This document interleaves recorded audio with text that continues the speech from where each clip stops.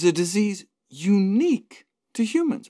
Why do humans get acne? Well, think about the distribution of those greasy sebaceous glands, face, chest, and back. Exactly the same structures that pose the greatest obstruction during childbirth. So hey, maybe having a little extra lubrication at those sites would help make the baby more slippery for birth, conferring a selective advantage for successful delivery.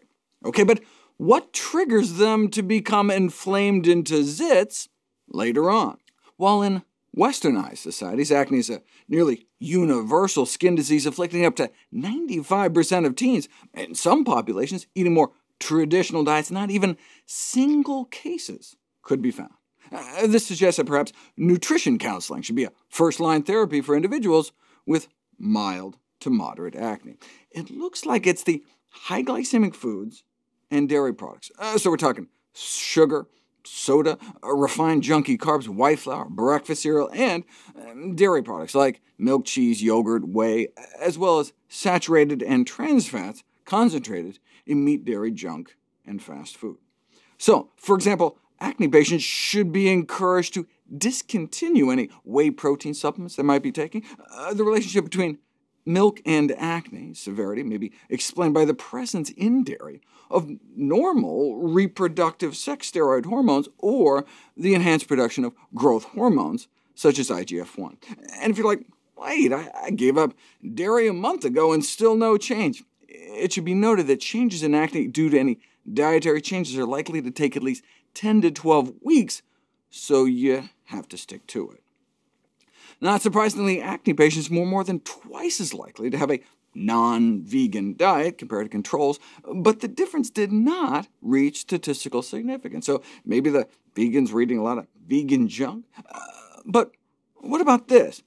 Vitamin B12 induced acne.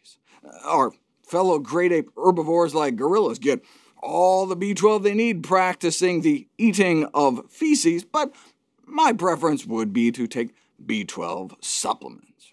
And you don't have to worry about getting too much because there are evidently no reports of adverse effects associated with excess B12 intake, but that's not true. First described back in the 1950s, about 1 in 10 people erupt in acne within days or even just within hours of getting an injection of vitamin B12, which then disappears rapidly when you stop injecting them. At the time, we had no idea what the mechanism might be, a problem still unsolved even up until just a few years ago, but then we finally figured it out. Vitamin B12 modulates the gene expression of the skin bacteria that cause acne. They swabbed the skin of 10 people before and after being injected with vitamin B12. Turns out the level of B12 on your skin is proportional to the level in your blood. And so after injection, the bacteria on your skin have to make less of their own B12.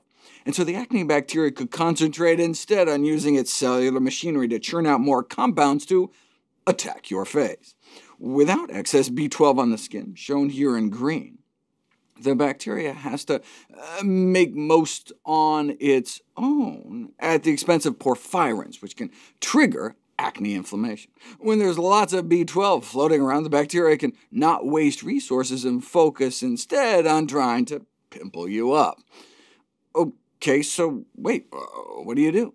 Those on plant-based diets have to take supplemental B12, yes, but we don't have to get injections. Vitamin B12-related acne tends to occur only in dosages in excess of 5,000 to 10,000 micrograms a week, well in excess of the 50 micrograms a day I recommend, or alternately my 2,000 single weekly dose. I mean, the only time you'd be taking between 5 to 10,000 a week is if you were treating B12 deficiency. If you remember from my previous video, B12 deficiency is treated with 1,000 micrograms a day for a month or more, and that could potentially trigger it, as noted in this vegan woman who wasn't taking B12, developed B12 deficiency, and had to be treated with such high doses her face erupted in acne. So all the more reason not to fall B12 deficient in the first place. But look, worst comes to worst, even if you do get B12 injections, the likelihood of it triggering acne may only be